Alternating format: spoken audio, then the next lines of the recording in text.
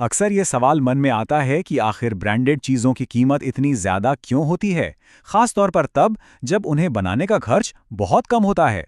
तो चलिए आज इसी राज से पर्दा उठाते हैं। आइए इसे और गहराई से समझते हैं। एक उदाहरण लेते हैं। एक लग्जरी हैंडबैग है जिसकी कीमत है 40,000 रुपए। लेकिन क्या आपको पता है कि उसे बनाने में लगे हैं सिर्फ 4,000 रुपए? तो फिर ये बाकी के 36,000 रुपए जा कहाँ रहे हैं?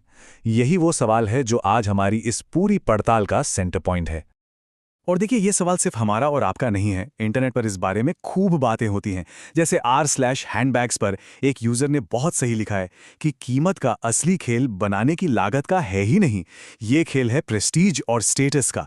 और यहीं हमें इस पहेली का पहला सुराग मिलता है, वो अदृश्य कीमत जो दिखती तो नहीं पर ब्रांड की असली ताकत उसी में छिपी है।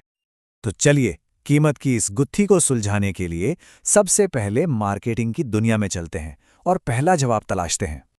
तो मार्केटिंग की दुनिया का जवाब एक शब्द में छिपा है, ब्रांड इक्विटी। ये किसी भी कंपनी की सबसे कीमती लेकिन पूरी तरह से अदृश्य संपत्ति होती है। अगर आसान भाषा में कहें तो ये किसी ब्रांड के नाम की सोशल वैल्यू है।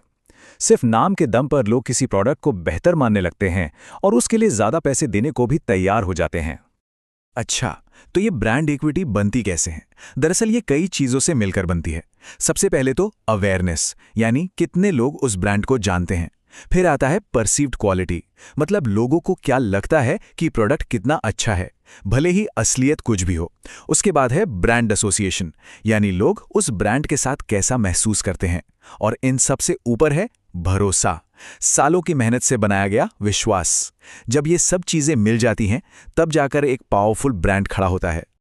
और रियल वर्ल्ड में ये कैसे काम करता है, इसका बेहतरीन उदाहरण है लुई वुइटन और गुची जैसे बड़े ब्रांड्स। इन्होंने दशकों की मेहनत से भारत जैसे बाजारों में अपनी जबरदस्त ब्रांड इक्विटी बनाई है। और नतीजा, आज भारत, जहां दुनिया की तीसरी सबसे बड़ी अरबपति आबादी है, इन ब्रांड्स के लिए एक बहुत बड़ा और अहम बाजार बन चुका है। चलिए अब मार्केटिंग से इकोनॉमिक्स की तरफ चलते हैं। अब हम ये समझेंगे कि ब्रांड वैल्यू का क्या से ज्यादा जरूरी कैसे वाला हिस्सा क्या है, यानी ये काम कैसे करता है। हम सब अक्सर यही सोचते हैं कि अगर किसी कंपनी का सामान बनाने का खर्चा कम हो जाए तो हमारे लिए भी कीमतें कम हो जाएंगी। सही है ना? लेकिन क्या सच में ऐसा होता है? डेटा कुछ और ही कहानी बताता है। येल यूनिवर्सिटी की एक बहुत दिलचस्प स्टडी है भारत के ट्रेड रिफॉर्म पर। हुआ ये कि जब बाहर से आने वाले सामान पर टैक्स कम हुआ तो कंपनियों की प्रोडक्शन कॉस्ट घट गई। लेकिन उन्होंने सारा फायदा कस्टमर्स को नहीं दिया। नहीं, इसके बजाय उन्होंने अपना मुनाफा, जिसे मार्कअप कहते हैं, वो बढ़ा दिया। मतलब बनाने की लागत पर वो अब और ज्यादा पैसा जोड़कर कीमत तय कर रहे थे। और इस चार्ट में उस स्टडी के नतीजे साफ दिखते हैं और ये काफी चौंकाने वाले हैं। देखिए, कंपनियों की लागत तो 21% कम हुई, एक बड़ी गिरावट, लेकिन कस्टमर्स के लिए कीमतें सिर्फ 18% घटीं। तो सवाल है, बाकी का 13% कहाँ गया? जी हां, वो सीधा कंपनी के मुनाफे यानी मार्कअप में चला गया।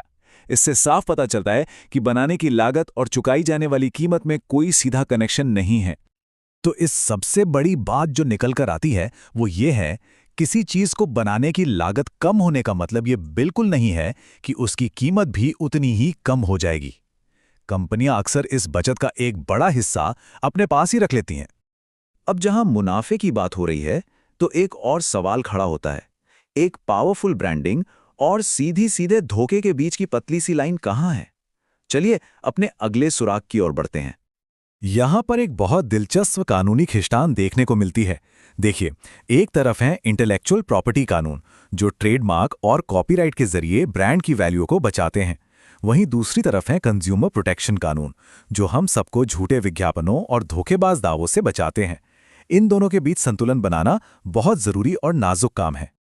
तो सवाल यही उठता है कि आखिर वो लाइन कौन सी है? कब एक ब्रांड की अच्छी पावरफुल कहानी एक झूठा या भ्रामक दावा बन जाती है? ये आज के जमाने का एक बहुत ही जरूरी सवाल है। इसका एक बहुत बड़ा और आजकल चर्चा में रहने वाला उदाहरण है ग्रीन वॉशिंग।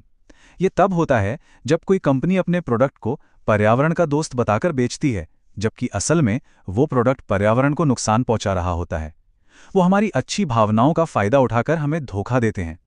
और ऐसा मत सोचिए कि ये कोई छोटी मोटी बात है। एक रिसर्च बताती है कि पर्यावरण से जुड़े लगभग 40% दावे या तो भ्रामक होते हैं या पूरी तरह से झूठे। ये दिखाता है कि धोखेबाज ब्रांडिंग का खतरा कितना असली और कितना बड़ा है। तो हमने मार्केटिंग, इकोनॉमिक्स और कानून तीनों एंगल देख लिए। अब वक्त है इन सभी सुरागों को एक साथ जोड़ने का और उस पहले सवाल का जवाब जानने का। तो जब हम किसी ब्रांडेड चीज का प्राइस टैग देखते हैं तो हम सिर्फ उस चीज को बनाने की मजदूरी नहीं दे रहे होते। उस कीमत में शामिल होता है कंपनी का किराया, स्टाफ की सैलरी, रिसर्च और डेवलपमेंट का खर्च, बड़े बड़े विज्ञापन, रिटेलर का मुनाफा और इन सब के ऊपर वो ब्रांड मार्कअप, यानी उस ब्रांड की कहानी, उसकी प्रतिष्ठा और उसकी सोशल वैल्यू की कीमत। मतलब अगर एक लाइन में कहें तो प्राइस टैग पर लिखी कीमत सिर्फ उस प्रोडक्ट की नहीं होती, वो बनाने की लागत, बिजनेस चलाने के खर्च और उस ब्रांड की पावरफुल ना दिखने वाली वैल्यू का एक कॉम्प्लेक्स कॉकटेल है। तो अगली बार जब कोई ब्रांडेड चीज खरीदी जाए तो एक पल रुककर ये सोचना तो बनता है, क्या सिर्फ एक प्रोडक्ट खरीदा जा रहा है या फिर उसके पीछे की पूरी कहानी की कीमत चुकाई जा रही है।